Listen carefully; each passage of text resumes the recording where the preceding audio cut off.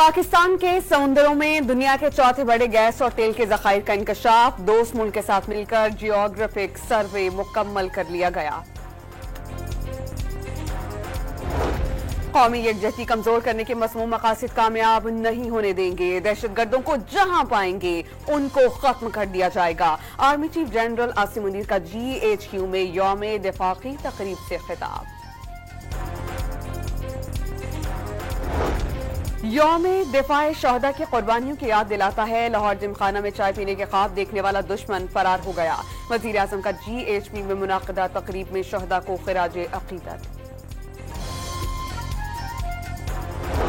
पश्चिम के इलाके सुरखाब महाजर कैंप में CTD की कार्रवाई। फायरिंग के तबादले में 5 दहशतगर्द मारे गए।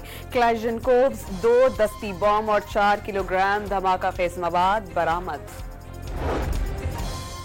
सुप्रीम कोर्ट ऑफ पाकिस्तान ने नैब तरामीम बहाल कर दी। हुकूमत की इंट्रा कोर्ट अपीलें मंजूर। बानी PTI के हक में फैसला मुस्तरद। नैब तरामीम गैर आईनी साबित नहीं कर सके। अदालत ने 5-0 से फैसला सुना दिया। इस्लामाबाद में बगैर इजाजत जलसे या इकट्ठे होने पर 3 साल कैद की सजा होगी। सेनेट के बाद कौमी असेंबली से भी पुरअमन इज्तिमा और अमन आमा एक्ट मंजूर हो गया। और नाफरा ने फ्यूल एडजस्टमेंट की मद में 1 माह के लिए बिजली 37 पैसे फी यूनिट सस्ती कर दी। कमी का इत्तलाक सितंबर के बिल्स में होगा कि इलेक्ट्रिक पर इत्तलाक नहीं होगा।